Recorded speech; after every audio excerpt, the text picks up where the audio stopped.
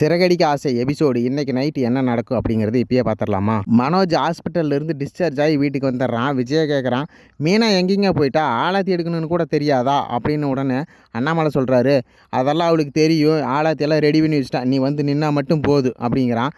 உடனே முத்து சொல்கிற அப்படி, ஆலாத்தி எடுக்க மட்டும்தான் அவளா, அவளை நல்லா வேலை வாங்குறீங்க அப்படின்னு. உடனே சரி சரி கம்முன்னுறான் அப்படின்னு அண்ணாமலை சொல்லுவார். முத்து இருந்துக்கிட்டு, டே ஒழுங்காக தலையை கீழே குமிஞ்சிட்டு வா அப்படின்னு சொன்ன உடனே, எதுக்குடா நான் கீழே குமிஞ்சிட்டு வரணும், நானும் பொட்ட பிள்ளையா அப்படின்னு கேட்க, டே டாக்டர் தான் சொல்லியிருக்காருல, சூரியன்லாம் பார்க்கக்கூடாது, அதிக வெளிச்சத்தை பார்க்கக்கூடாது, உனக்கு நல்லது சொன்னால் எங்கடா நீ கேட்க போகிற, சரி சரி போ போ அப்படின்னு சொல்லிடுவான்.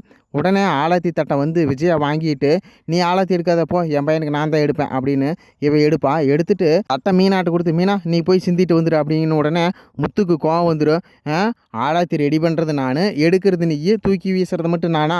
அப்போ முதலாளி எல்லாம் வேலையை வாங்கிட்டு தொழிலாளி அனுப்பிச்சிட்றாங்க இல்லையா, அந்த மாதிரி நாங்கள் என்ன தொழிலாளியா, எங்களை இவ்வளோ கேவலமாக ஏமா நடத்துகிறேன் அப்படின்னு சொன்ன உடனே அதுக்கெல்லாம் விஜய் காதிலே ஓட்டுக்க மாட்டான். டே மனோஜ் வாடா போகலாம் அப்படின்னு மனோஜ் வீட்டுக்குள்ளே கூட்டிகிட்டு போயிடுவா. மீனா நம்மளுக்கு இவ்வளோதாம்மா மரியாதை, அம்மா பார்த்தியா எப்படி நம்மளை நடத்துகிறாங்க அப்படின்னு மீனா கிட்ட முத்து சொல்கிறாரு. சுருதி ஹோட்டலில் ஆர்டர் எடுக்கும்போது ஒருத்தன் சொல்கிறான், நீங்கள் ரொம்ப அழகாக இருக்கிறீங்க அப்படின்னு சொல்கிறா. அதுக்கு சுருதி, சார் உங்களுக்கு என்ன சார் சாப்பிடணும், ஆர்டர் கொடுங்க சார், நீங்கள் சாப்பிட்றத மட்டும் சொல்லுங்கள் அப்படின்னு. உடனே அவன் இருந்துக்கிட்டு, நீங்கள் ரொம்ப அழகாக இருக்கிறீங்களே, உங்களுக்கு நான் வேலை வாங்கி தரட்டா, நீங்கள் ஏன் உங்களுக்கு டேலண்ட் இருந்து இங்கே வேலை செய்கிறீங்க அப்படின்னு எகத்தாளமாக பேசுவான். அதுக்கு சுருதி இருந்துக்கிட்டு, சாப்பிட்றவன் அந்த இடத்துல சாப்பிட மட்டும் செய்யுங்க சார், தேவையில்லாத பேசாதீங்க அப்படின்னு சொல்லுவான். உடனே சரி சரிங்க அப்படின்னு சொல்லிட்டு, அது மட்டும் இல்லாமல் என்னோடய ஹஸ்பண்ட் இங்கே தான் இருக்கிறாரு அப்படின்னு. உடனே சரிங்க அப்படின்னு பயந்துக்குவான். அப்புறம் எனக்கு வந்து டைட்டிஷியன் ஆகிற மாதிரி சாப்பாடு கொடுங்க அப்படிமா. சுருதி இருந்துக்கிட்டு, நாங்கள் என்ன மெடிக்கல் சாப்பாடு நடத்துகிறோம், இது ஹோட்டல் சார், இங்கே இருக்கிறது மட்டும் ஆர்டர் பண்ணுங்கள், சும்மா கண்டமேனிக்கு ஆர்டர் பண்ணாதீங்க அப்படின்னு சொன்ன உடனே பக்கத்து டேபிளில் ஒரு அம்மா இருப்பாங்க. சுருதி இப்படின்னு திரும்பும்போது பார்ப்பான், சுருதி நீயா இந்த ஹோட்டல்லையே வேலை செய்கிறா அப்படின்னு. உடனே ஆமாம்மா அப்படிமா. ஏன் சுருதி உங்கள் மாமனார் வீட்டில் இவ்வளோ பஞ்சம் வந்துருச்சா, உன்னை வேலைக்கு அனுப்பி தான் அவங்க சாப்பிடணுமா, ஒரு வார்த்தை சொன்னால் நான் உனக்கு எவ்வளோ பணம் கொடுப்பேன், இது மட்டும் அப்பாவுக்கு தெரிஞ்சுன்னா என்ன நடக்கும் தெரியுமா, ஏமா இந்த வேலையெல்லாம் கேவலமாக நினைக்கிறீங்க, எல்லா வேலையும் ஒன்று தான், நான் டப்பிங் பேசுகிற மாதிரி தான் இந்த வேலையுமே, நான் எல்லா வேலையும் செய்யணும்னு ஆசைப்பட்றேம்மா, அப்படியெல்லாம் இல்லை, உங்கள் வீட்டில் ஏதோ பிரச்சனை, உனக்கு பணம் வேணும்னா எங்கிட்ட கேளு, அதை விட்டுட்டு உன்னை வேலைக்கு அனுப்புறது கஷ்டப்படுத்துறதெல்லாம் எங்களுக்கு பிடிக்கலாமா அப்படின்னு சொல்லிடுவாங்க. சுருதி எடுத்துக்கிட்டு, எனக்கு வேலை செய்கிறதாம்மா பிடிச்சிருக்குது அப்படிங்க. எங்கள் மருமகன் வரட்டு நான் பேசிக்கிறேன் அப்படின்னு. உடனே ரவி வந்துடுவான்.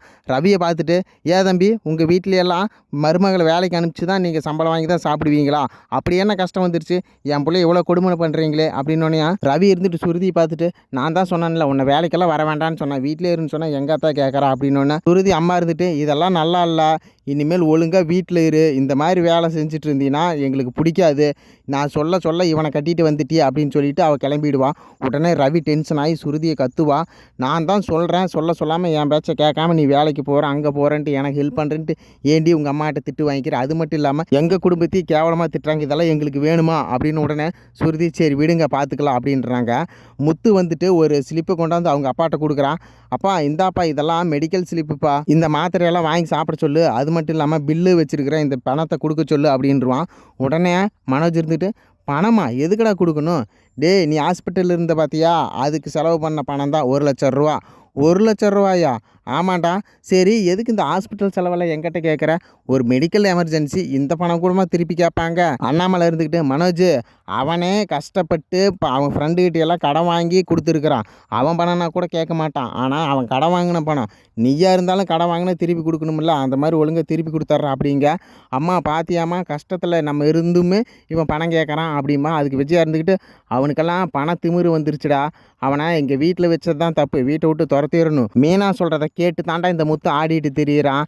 ஏன்டா முத்து, எங்களுக்கு கஷ்டம்னு தெரிஞ்சுமே நீ பணத்தை திருப்பி கேட்குறியா, அம்மா இங்கே பாரு என் பணம் கிடையாது, நான் இது கடன் வாங்கினது, அதனால் அதை நான் திருப்பி கட்டி ஆகணும், ஒழுங்காக பணத்தை கொடுக்குற வழியை பாரு அப்படிங்க. ரோஹிணி இருந்துட்டு, முத்து மீனா உங்கள் பணத்தை நான் திருப்பி கொடுத்துட்றேன், அது வரைக்கும் அமைதியாக இருங்க, எங்களுக்கு எவ்வளோ கஷ்டம் இருந்தாலும் நீங்கள் கொடுத்தீங்களா அதுவே போதும் அப்படின்னு சொல்லிடுவாங்க. முத்து இருந்துட்டு, டே மனோஜ் நீ ஓடும்போது எல்லாத்தையும் தட்டி விட்டு போனீங்களா, அவங்க பணத்தையும் கொடு அப்படின்னு சொல்ல, அவங்களுக்கு ஏன்டா நீ பணம் கொடுத்த, அவங்க வந்து என்கிட்ட கேட்கட்டும், நான் கொடுத்துருப்பேன், சரி அவங்ககிட்ட கொடுத்தில்ல அதுக்கான பில் எங்கடா அப்படின்னு கேட்க, அப்படியா நீ இப்படியெல்லாம் கேட்பேன்னு தெரியுண்டா, அவங்க ஃபோன் நம்பர்லாம் கீழே எழுதி வச்சிருக்கிற, ஃபோன் பண்ணி நீ கேட்டுக்கடா அப்படின்னு சொல்லிடுவாங்க. மீனாக இருந்துக்கிட்டு, நீங்கள் ஹாஸ்பிட்டல் இருக்கும்போது உங்களுக்கு சிரமத்தை தர வேண்டான்னு சொல்லி தான் நாங்கள் அந்த சமயத்தில் கடன் வாங்கி கொடுத்தோம்.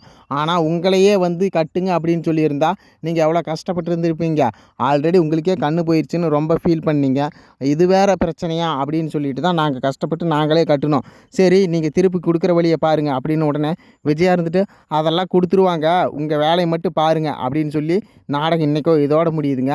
நாளைக்கு நைட்டு என்ன நடக்கும் அப்படிங்கிறது நாளைக்கு காலையிலே நம்ம சேனலில் வந்துடுங்க. இந்த வீடியோ பிடிச்சிருந்தால் லைக் பண்ணி சப்ஸ்கிரைப் பண்ணிக்கங்க. நன்றி, வணக்கம்.